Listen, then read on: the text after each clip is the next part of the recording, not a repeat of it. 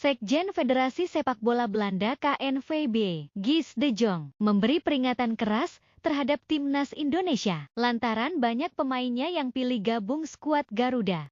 Berita seputar bola semuanya ada di sini. Mohon subscribe dulu channel ini dan nyalakan loncengnya agar tidak ketinggalan berita terbaru seputar bola.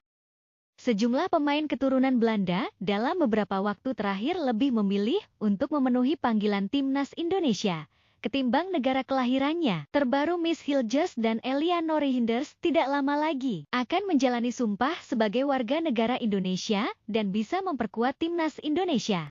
Awalnya memang banyak pemain keturunan yang merasa ragu ketika ditawarkan oleh PSSI maupun pelatih Shin Tae-yong untuk sama-sama berjuang untuk tim merah putih. Tapi sekarang fenomenanya jauh berbeda. Pemain keturunan Belanda berbondong-bondong mulai menyatakan minatnya untuk bermain bagi timnas Indonesia.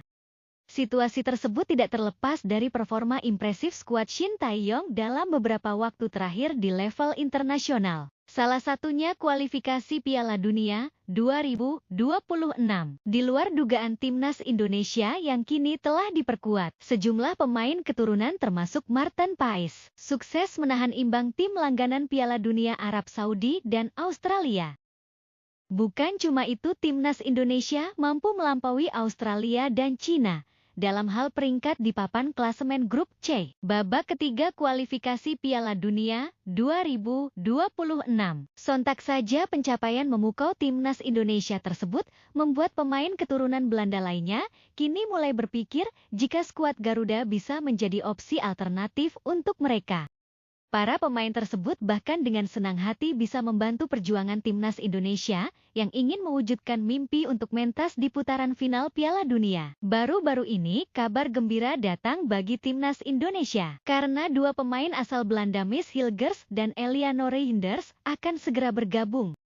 Proses naturalisasi keduanya pun terlihat positif. Bahkan ada kabar yang menyebut jika Miss Hilgers dan Eliane Reijnders akan disumpah sebagai WNI pekan depan. Selain Miss Hilgers dan Eliane Reijnders, media asal Belanda Voetbal Premier juga mengatakan jika ada dua pemain lagi yang bakal merapat ke skuad Shin Tae-yong.